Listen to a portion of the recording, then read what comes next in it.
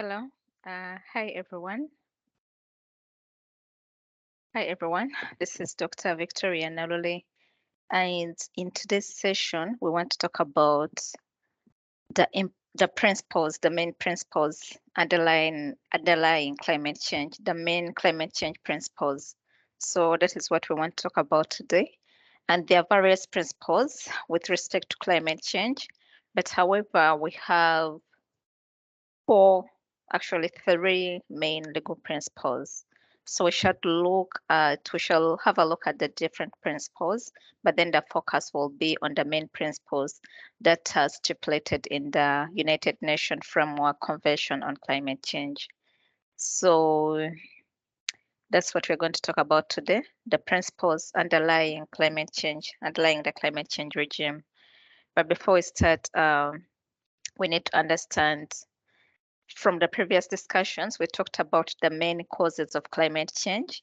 And as described in the international legal frameworks, one of the definition of climate change, or the main definition of climate change, looks at the impact of human activity as one of the causes of climate change. And by human activity, they specifically talk about the burning of fossil fuels and also the other thing that is contributing to climate change or climate change impacts is the converting of land from forests to agriculture.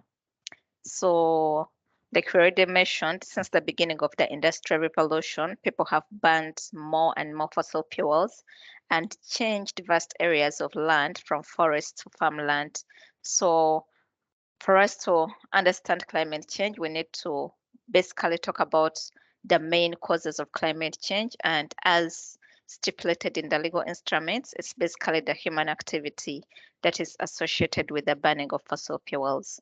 So the impacts of climate change, we already talked about the impacts, including increased temperatures in the different parts of the world.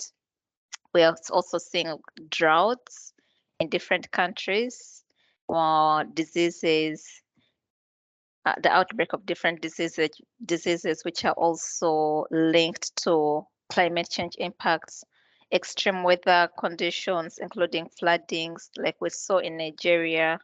We also saw floodings in Pakistan, and different countries have been experiencing floodings and droughts. So those are the main, this is just a reflection of what we talked about in the last session with respect to what climate change means and also the impacts associated with climate change.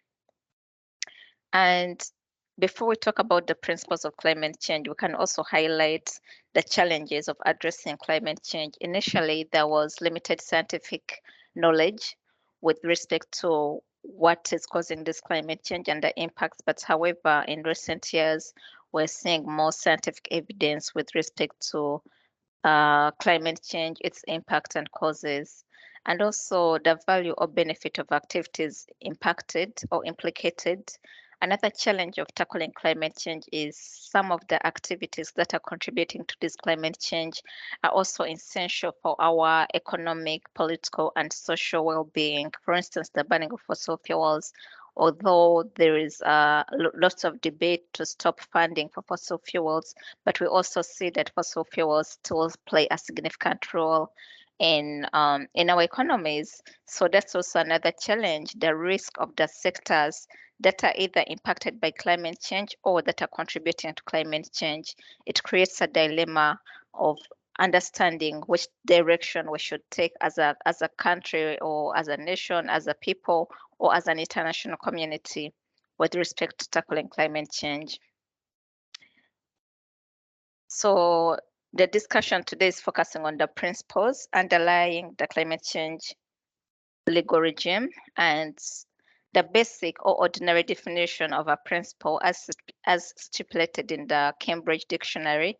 It refers to a basic idea or rule that explains or controls how something happens or works. So it's an idea that explains how something happens or works. And then if you look at the case of Italy v. Venezuela of 1903, it defines a principle as something that expresses a general truth which guides our action serves as a theoretical basis for the various acts of our life, and the application of which to reality produces a given consequence. So that is the definition that we can also consider as a legal definition. But in summary, a principle basically explains something, the truth, or even gives guidelines on how something should be tackled or addressed. So there are various principles that are highlighted in different literature with respect to climate change planning. There is the principle, the prevention principle. You have to prevent the harm. Then precautionary approach, which is basically the same. You have to take precaution. And then justice and equity, as we are tackling climate change or as we are planning to address the impacts of climate change, let us ensure justice and equity. That's why in recent years you have heard of concepts like the just transition, the just energy transition. Also, we have energy and energy justice, the just transition. All those are aspects that are connected to justice and equity in tackling climate change. Then the other principle is the issue of sustainable development, and I think I already talked about this in my previous discussions. And solidarity, we should all be able to cooperate in tackling climate change. Scientific knowledge is very essential when addressing climate change, because we need to know what is really happening, what is causing this climate change. We need to know about the global warming, the impacts. All that needs more research, specifically scientific research and knowledge in the field. Then integrity in decision making, especially for policymakers and other relevant stakeholders. So those are basically the various principles of climate change planning. But however, the main legal principles of climate change as stipulated in the United Nations Framework Convention on Climate Change of 1992, and under Article 3 and 4, they emphasize three main principles. The first one being sustainable development, the second one being the precautionary principle, and then the last one being common but differentiated responsibilities. So we have three main legal principles of climate change as stipulated in the UN framework convention on climate change. But however, like we have seen in the previous slide, there are various general principles for climate change planning. But if we talk about the main legal principles, then the focus will have to be on the three principles that are outlined in Article 3 and 4. So we shall start with the Sustainable Development Principle. So what does the Sustainable Development mean? It basically means that development should meet the needs of the present without compromising the ability of future generations to meet their own needs.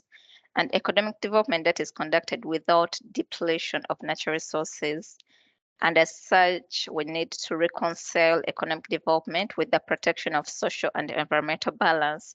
So the main principle or the main key issues with respect to the Sustainable Development Principle is to strike a balance between economic development, social protection, and environmental protection. So as you are developing yourself economically, you also need to take into consideration the social impacts of your economic development or your projects, and also the environmental impacts. So the fundamental pillars of sustainable development therefore include social, economic, and environmental. So it's all about sustainable development is all about striking a balance between economic development, social protection, and environmental protection. Those are the three main pillars of sustainable development. And these pillars have been, the Sustainable Development Principle is visible in different countries, even regional organizations. For instance, in 2001, the EU adopted a strategy in favor of sustainable development, and this was revised in 2006. So that's one of the regional initiatives focused at embracing the Sustainable Development Principle. And also we see under Article 3, Clause 3 of the Treaty on European Union, it emphasizes sustainable development. And in that respect, sustainable development was formally made one of the European Union's long-term goals. So we are also seeing that the regional treaties are emphasizing the issue of sustainable development. So it's not something that is mostly focused on climate change, but it encompasses the economic development, social development, and also environmental protection, implying that in all our societies, we need to ensure sustainability in the different activities we're undertaking in our everyday lives as consumers, the kind of goods or even services we opt to, do they embrace the sustainable development principle? So sustainable development as a principle, it's visible in the different countries, different regional organizations, and also in our societies. And it dates back as far as the 1960s during the environmental movement. And it has been reflected in different international instruments, including the Rio Declaration of 1992, where sustainable development was adopted in soft law under principles 1, 4, and 5. So we're seeing from the 1960s to 1992, even in 2023, we are still embracing sustainable development. So that is basically it about sustainable development. You need to strike a balance between the economic development, social protection, and environmental protection. And it's the same thing if it's related to climate change, because remember, as we're tackling climate change, we see that the impacts of climate change affect different people, they affect different businesses, they affect the environment. So as we're thinking about countries that want to develop themselves, they need to take into consideration the principle of sustainable development to ensure that the society and environment are protected as countries are moving towards industrialization, urbanization, or they're moving towards ensuring the general economic development of their countries. Then the next main principle for climate change is the precautionary principle.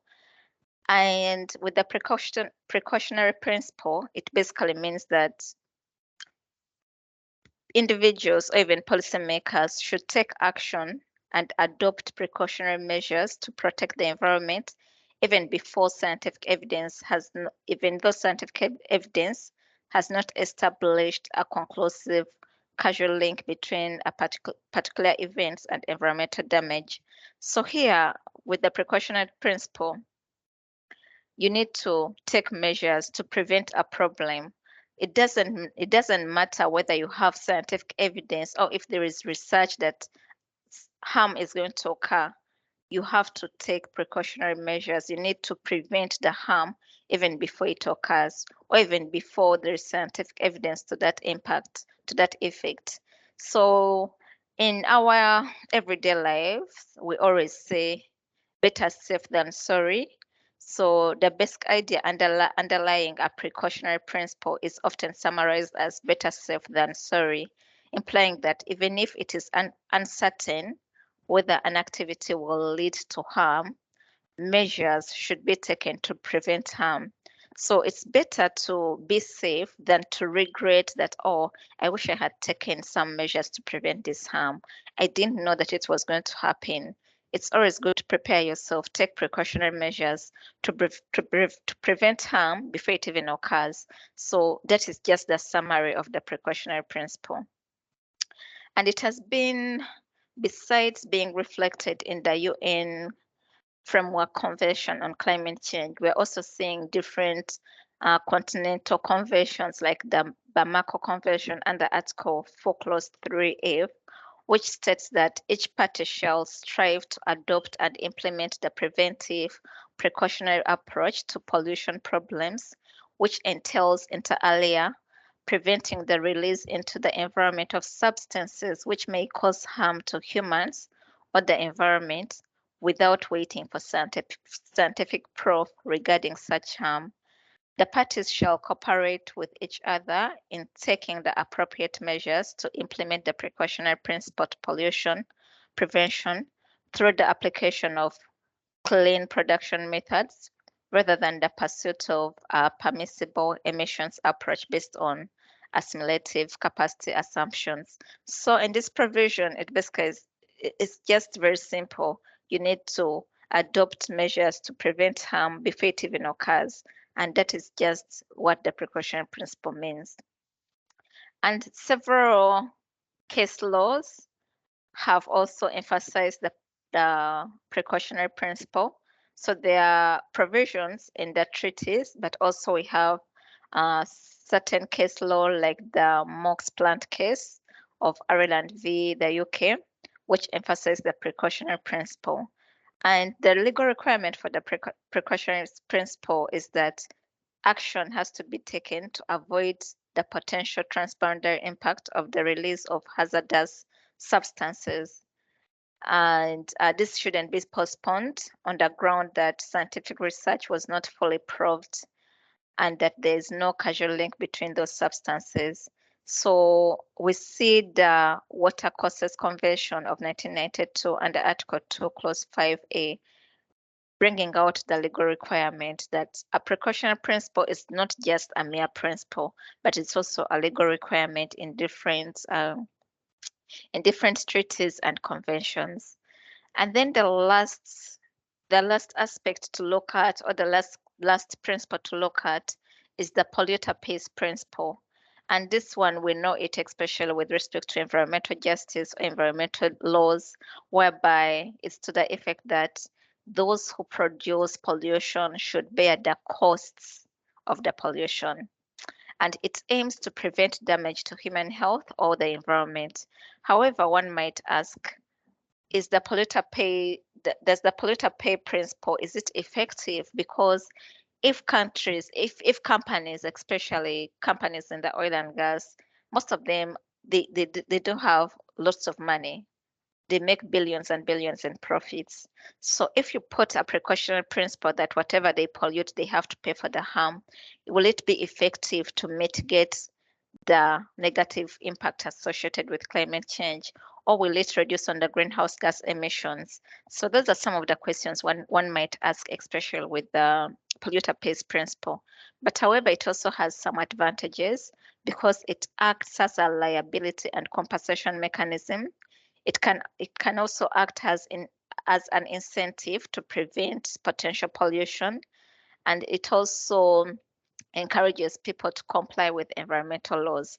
So it has some advantages, but however, it might also be questioned with respect to its effectiveness, especially if the polluter has enough money to pay for whatever pollution they are causing. So if they are continuously polluting and they're able to pay for the pollution, then how effective is the principle in tackling climate change?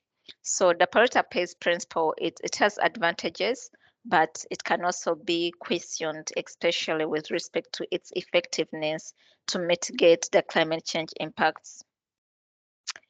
And there are various conventions that have applied the polluter pays principle in different countries. But however, the issue really is all about its effectiveness in tackling climate change. Then the last principle we're going to talk about today is the common but differentiated responsibilities principle.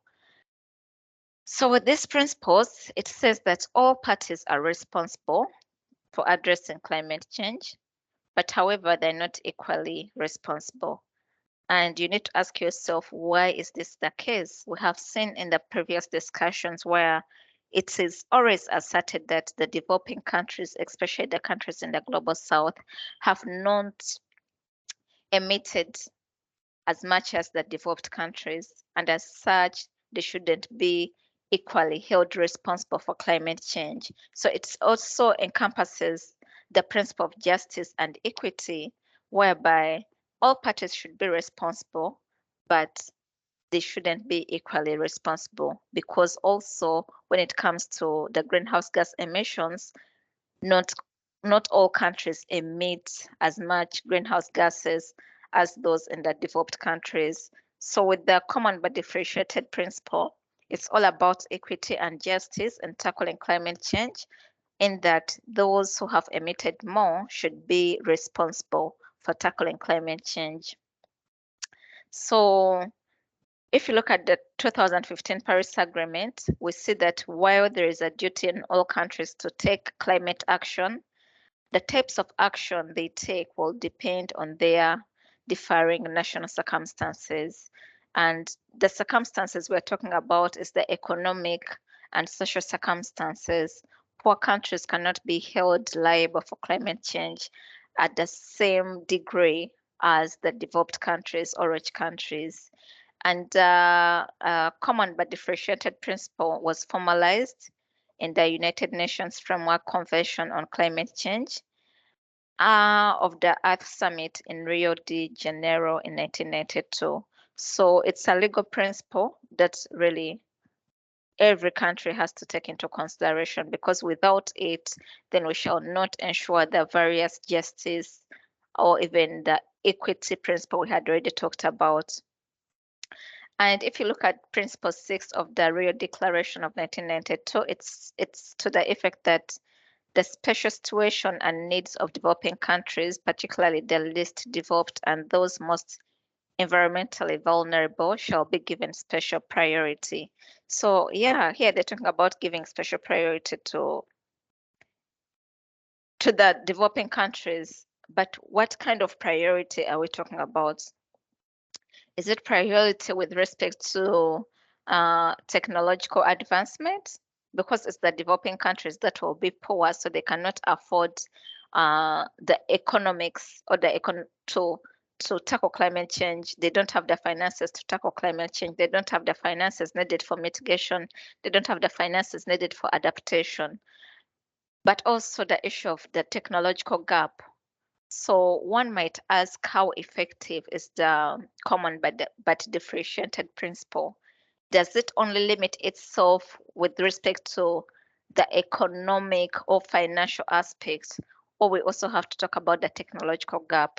And you also have to remember that the countries that are mostly affected by climate change, they're not only battling the challenge of climate change, they also have various other challenges, healthcare challenges.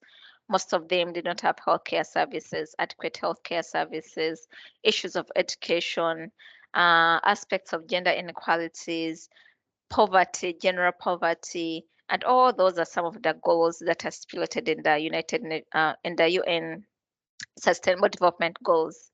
So they have to tackle all these challenges, and then at the same time, they have to focus on SDG 13 on climate action, and yet they are facing these various other challenges. So how exactly are they going to strike that balance? And when we're talking about the common but differentiated principle, the question might arise: where exactly do the developed countries, how exactly do they want to help out the developing countries? Is it only with respect to climate change, or they also have to look at other goals that are essential in tackling climate change? So it's also a broad principle that up to now hasn't yet been effective, because you cannot cater for the needs of all the developing countries. So we need more practical ways of ensuring this equity and justice when tackling climate change. So the rationale for the common but differentiated principle, it talks about causation, whereby the inequalities of historical and current contributions to climate change have to be taken into consideration.